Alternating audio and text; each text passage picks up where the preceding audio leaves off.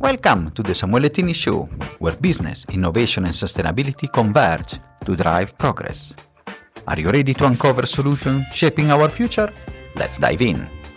Welcome to a new episode. And today we are going to discuss about the practicability, what is, for me, an enabler of sustainability. And we discuss design. And we do it with an expert that's worked with the biggest brand, the Fortune 500. So I'm pleased to have today Todd Bracher with me. Thank you so much, Todd, for being here. And sorry for the sleep in the sun. No worries. Thank you. I'm happy to be here. And Todd, our usual question, just to break the ice for our audience. You have worked, I've read your wonderful and incredible achievements, but who is Todd and how you have become an expert in the field? That's a good question. So, who am I? I think I'm someone who's quite curious, but who likes to operate with common sense. So, I think now I'm 25 years with my own business. I think common sense has taken me quite far. I'm the guy that's not afraid to ask questions. And I think you'd be surprised how many people, I guess there's this desire for folks to want to sound or be expert. But I'm not concerned with being expert. I'm concerned with uh, just really asking questions and learning and trying to understand. And when you start looking, as we say, under the rocks, when you start lifting underneath all the rocks, you really discover where real change can happen. So I think common sense and being curious, I think these two things hand in hand really help you. I think for me, they really helped me grow to become eventually an expert. Fantastic, Todd. And from your career, you have worked with the big brands, also household brand, the 3M and others. I want to ask this question. We know that we discuss sustainability in the podcast, but sustainability is a concept, is a journey. But of course, design, I see it as an enabler, something that makes things how we interact with the object and our life is mediated by objects. So how you have seen the focus on sustainability in your career evolving in the design space? It's really interesting. If I could tell you a short story, because I had a female working in my office one day, and she had said something quite interesting. She said, at home, my husband and I, we're trying to recycle everything. We're trying to like not eat meat. We turn off the water when we brush our teeth, like all this good sort of human citizen things about being environmentally responsible. She says, but then I come to work and we're making things. We're product people. We like make things people buy, and like, isn't that a problem? And it was a very good comment. Yeah, how do we reconcile these two? We're trying to get people to buy things, and meanwhile, we're personally trying to be responsible. So that really sort of shined the light. This was 10 years ago on what the state of design was. And we would work with clients who would say, hey, can you make us, this new thing? And at the time, we would say, well, shouldn't we consider it to be a sustainable product? And meaning material and the processes involved with it, end of life, all these things we should consider. And the companies would say, no, it's not interesting. It's too expensive to do that. Or their customers don't care. And we sort of met a fork in the road. And do we then say, okay, and just make what the client wants? Do we stop working with this company? And we came to a decision to actually find companies that were in some ways creating offending products, that they were making things that were, let's say, bad for the environment. And we wanted to work on those things. And the reason for that was as designers, we could actually make this change at scale. And so, for example, turning off the water when I brush my teeth as an individual in the world, I don't know what kind of impact it really has as an individual, but as a designer, we're controlling thousands and thousands of products that go into the world. So we knew then if we address these things at the source, we actually could have quite an impact. And then that's why it's so critical because, as you say, design in some people is just making things beautiful and shiny, but it's sort of thinking instead of afterlife, how you can dispose material. And really, I want to understand how you do in practice, because as a layman and somebody that has not ever touched the nuts and bolts of design, how do you integrate design, science, but also the business part? Mm-hmm. And of course, how you have try to put, as you said in your story, try to force a bit also the sustainability angle. Yeah. So one thing that's I think really interesting about design, and designers don't get too much credit, right? Like we tend to think that the designer sort of made this type of, solution, whatever we'll call it. The way I see it myself is sort of the object making is kind of the easy part. It's the designer really becomes a kind of choreographer or a conductor of a team of musicians. And so we look at the finance side, we look at a material side, the engineering side, the supply chain. There's a whole list of stakeholders at any company. And my job is really to coordinate with all of these folks and to make sure that we're delivering a solution that accounts for everyone. So, in many cases, and there's a case I'm happy to talk through, for example, Human Scale, we created a very well known office chair company in the United States, and they're known for making quite good, sustainable products. We worked with them for many years because we share the same interest, and office chairs are very known to be terrible products for the environment for reasons we can get into. But working with these folks, they have sustainability engineers, they have folks that understand material from a sustainability perspective, supply chain, sourcing, the really the whole complex ecosystem. So as a designer, I'm sort of working with them as experts. They're kind of giving me a superpower, if that makes sense. But without folks like this, it's not that easy. So in practice, it's really the joining of these various experts and the coordination, I think you could say, is really the value that the designer has. And going a bit deeper, you advocate, I've seen in your discussion, that a concept about context-based design.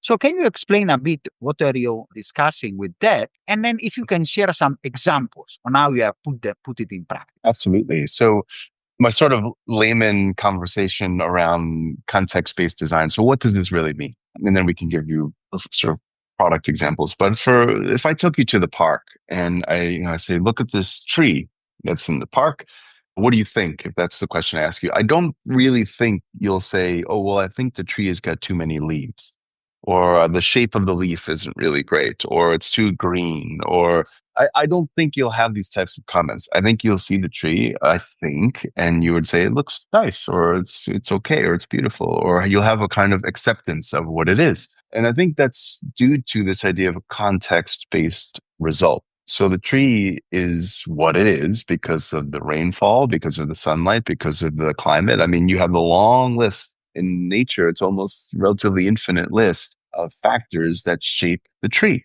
And you and I are also a result of an ecosystem. And so I think we just accept nature for what it is.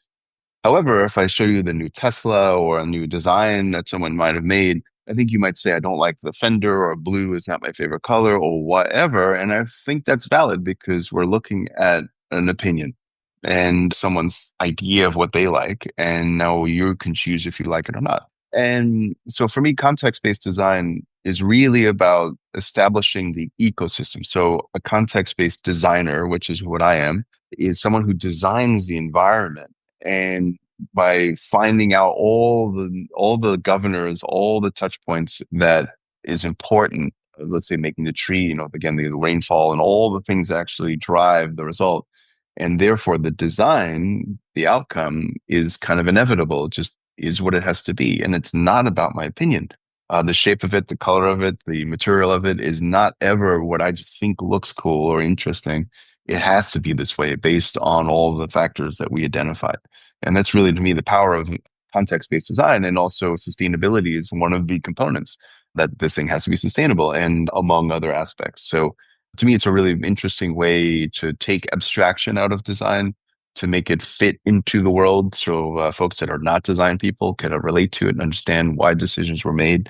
That's really the idea behind context-based design. Fantastic.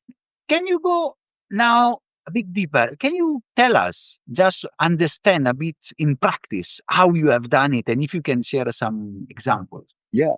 So, for example, going back to Human Scale, this American company, we made an office chair called the Path Chair. And the Path Chair, we wanted it to be the world's most sustainable chair, and which is a very big ask. Task chairs, historically, there's tens of thousands of these chairs a year, which are thrown away. And they're terribly offending environmental chairs. So They're made of dozens and dozens and dozens of components, which means a lot of factories, which means a lot of transportation and assembly and things that could break. There's a long list. So when you start to identify the context, we knew we wanted this chair to be incredibly sustainable. We also knew we wanted it to therefore transport in smaller packaging. We wanted it to be less components. We wanted it to be, I also didn't want to use mesh, as most office chairs were mesh. So we started to list the environment of what we wanted this chair to be. And the result of the chair became, we for example, knew we wanted to use, not use mesh, so we wanted to use textile. But textile is known to be very wasteful because you cut away and you sew and you throw away a lot of material. You put foam underneath to make it comfortable. So we therefore, due to the context, used knit. And a knit looks like textile, but works like a mesh.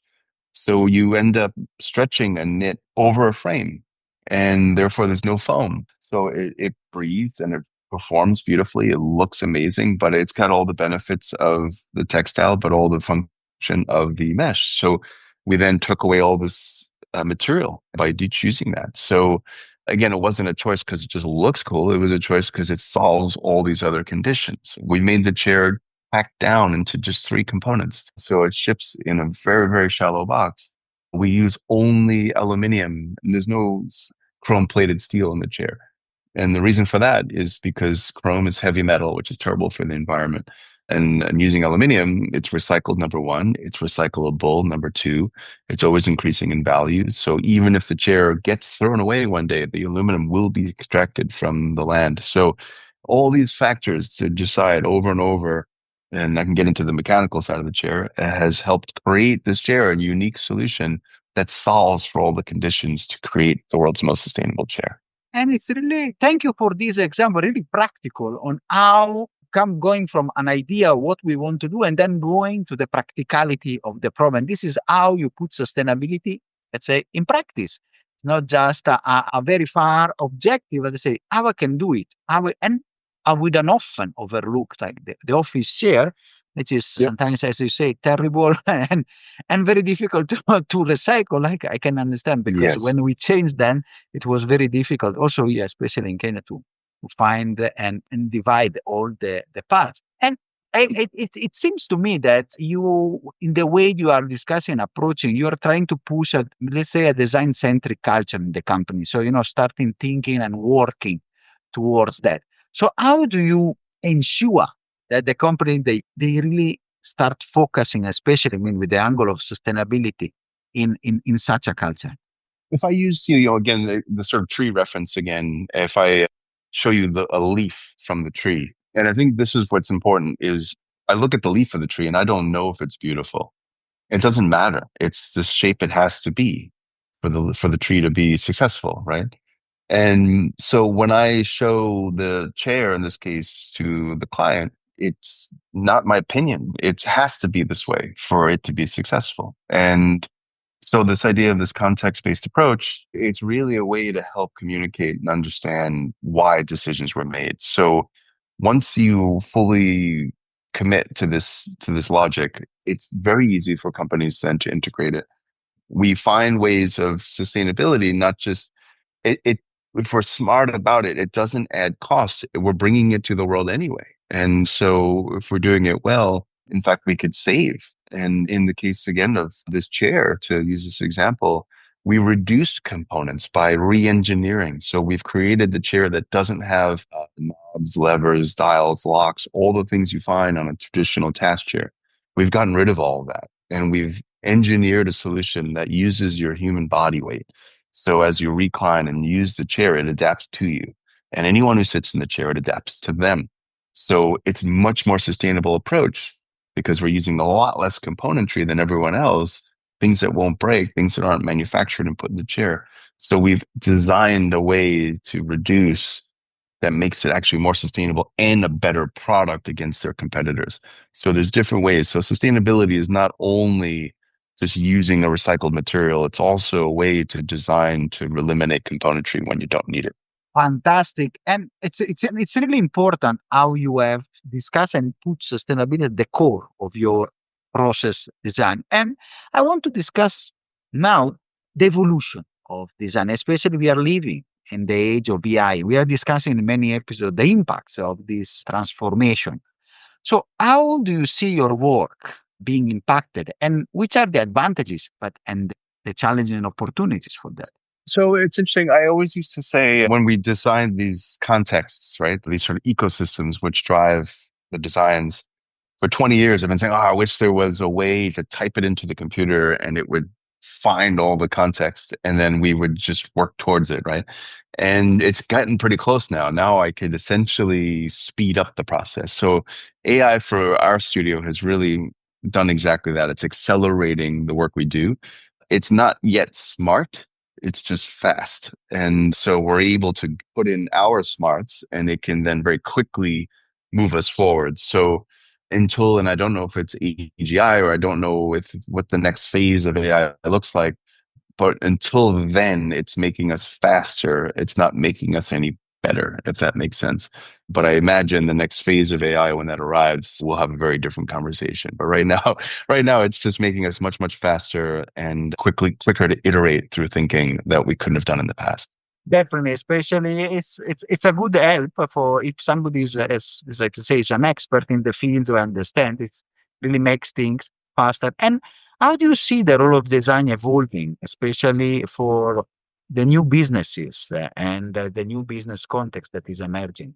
Yeah, so I'm a big proponent of design being integrated early in a process and really being a partner with leadership. And designers historically have always been at the end of the process. So pull them in and say, okay, the engineering is mostly done, and we need you to make it look good now. So go pick a color, put it in a nice package, put a logo on it. Like this has kind of been the designer's role for forever.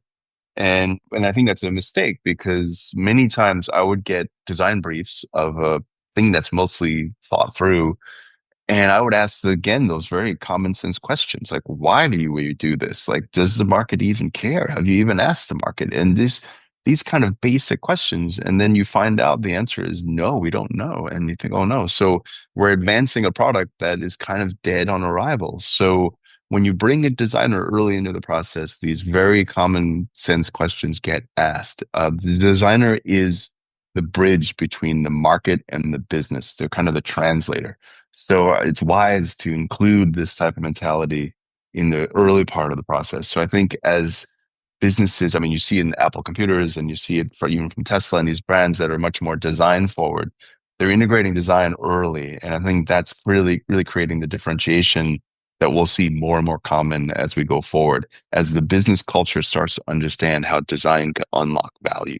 Yeah, that's definitely you can see in some standardized products that sometimes are cumbersome or very difficult, but and others that really they are also after the design from the beginning, as it's also what they teach us in the MBA, but is often taught but less implemented.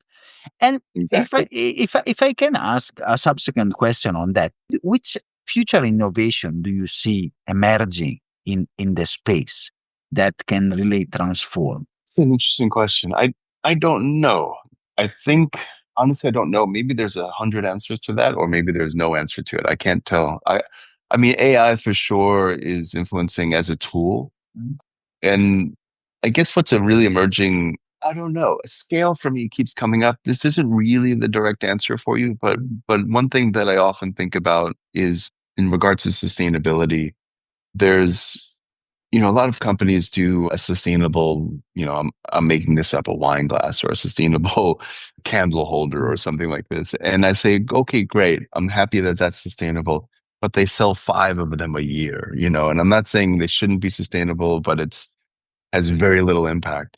So for me, it's companies that really work at scale that they are the ones that have to carry the responsibility of sustainability. So I wish there was some, and maybe there, and I don't really like when governments get involved, but I wish there was some type of requirement for companies that had to be responsible when they're working at its type of scale. And because for me, that's really going to make the biggest difference. So I know it doesn't really address your question exactly, but the question of scale for me is really important when we consider sustainability. But it's definitely the thing. We don't want nice and cool businesses, which they are a niche. The big transformation will be with the scale and Yes. how you can address, you can bring, because it is not enough to use a US example. It's not enough to have a nice company in Vermont or California doing a wonderfully sustainable thing for a niche. We need to address the market and making change at scale. Mm. So, and as a last question for you, I want to ask, where do you see, Todd, which are the next future objective that you have put for your different companies? Yeah. So this is to me, it's super exciting. So it's funny because over the years, I've gotten to know quite a handful of scientists. I think I would have liked to have been a scientist if I started over. I'm still happy I'm a designer, but as a designer, this is sort of where it's going is at some point you go to Milan. Every designer goes to Milan or at least you hope to, and you make a sofa, you make a lamp or a chair or something like this. And people are having a party for your new sofa and they're saying how amazing this new sofa is. And I find it very strange. And every April we go to Salone and we see the new sofas. And I look it around and I see 100 of my friends who've created this year's new sofa, and it's on the cover of the magazine. And I find it super disappointing that this is what's celebrated as design. So I've gotten to know these scientists, as I mentioned earlier, over the years, and folks that are doing unbelievably transformative work, and they're not on the cover of the magazine, and like their solutions, no one's talking about. So, and I sit there and I think this is the problem. So I created a business a couple of years ago that I'm slowly stepping into called Better Lab. And Better Lab, the idea behind it is I partner as a designer with scientists and innovators, and we co-create solutions. So scientists aren't necessarily the best folks to bring a product into the world. And to be frank, myself or a designer is not exactly the best person to solve a problem at scale, not on that type of a level. So by joining with these folks, I've been slowly bringing out ideas to the world that can make meaningful change at scale. So from eye health to sanitization to wound care. And what we're really doing is breathing a life into patents, and we're taking ideas out of the lab and into the world. And so for me, this is the future for design and for me, frankly. So I'm so thrilled to be taking this journey. I'm learning so much and exposed to just incredible individuals. And I'm always on the hunt for other folks that are really looking to join in this mission, essentially. Fantastic. And it relates also to my experience. Even sometimes academic and in academia, we find wonderful research. And sometimes I go in some departments and I find wonderful PhD research sitting there on the shelves and say, have you ever implemented this on the field? Right. It can be a transformative, maybe for farmers here. No. Like, wow, we need to go to the field and test Yeah, it. exactly. And if I can give you another question, can you share with us? I mean, I don't know if you can, one or two of these new projects that they are really excites you. Yeah. So one in particular. So COVID arrives. We all remember this problem, and I get a phone call from a former NASA scientist at the time, friend of mine, and he had a patent for germicidal light, and he had created this also with NASA over the years. And it's a light that'll sterilize the environment that you're in, but while you're in it, which was unusual. Most it's a spectrum of UV light, specifically UVC spectrum. And historically, UV light is destructive on your body, as you're probably well aware. UVC light, however, is human safe. And so he had started to develop a solution during COVID that will deploy light through the architecture. So in your ceiling, you can have healthy light. And I'm looking at this thinking, okay, this is a nice, really beautiful idea, but it won't work in contemporary architecture. The spaces are too large, it's too expensive. Like I right away started to recognize the problem of it.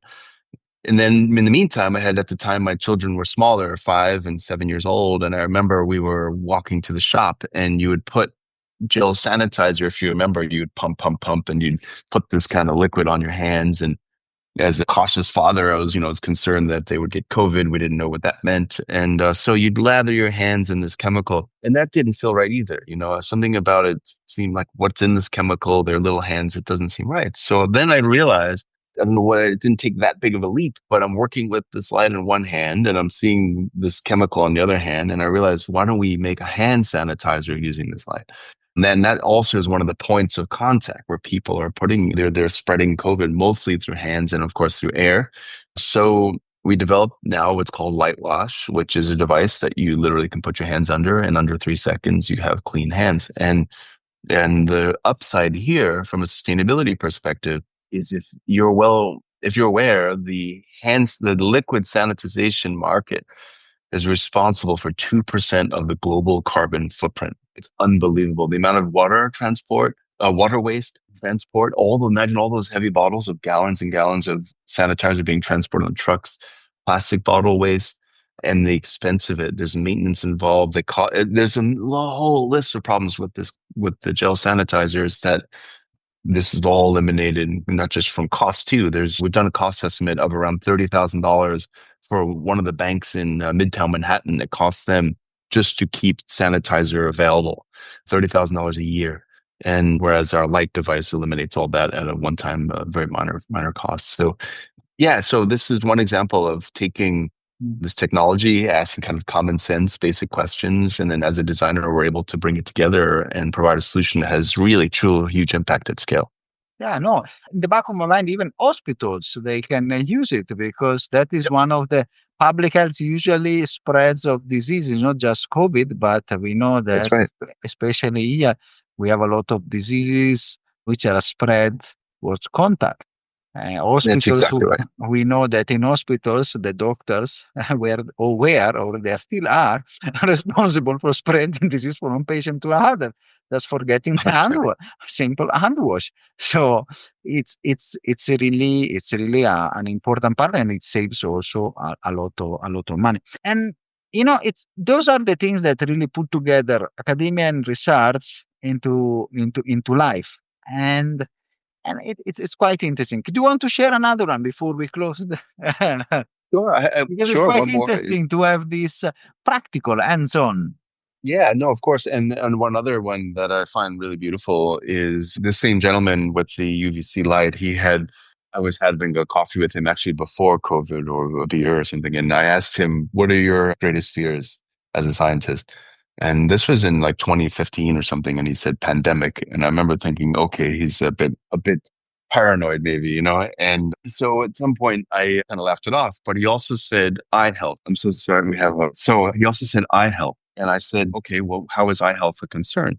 And he said, well, he was responsible for the commercialized LED. That's his role in the world, which is a huge contribution. He helped invent it. And he said, the problem has been LEDs have become value engineered over time.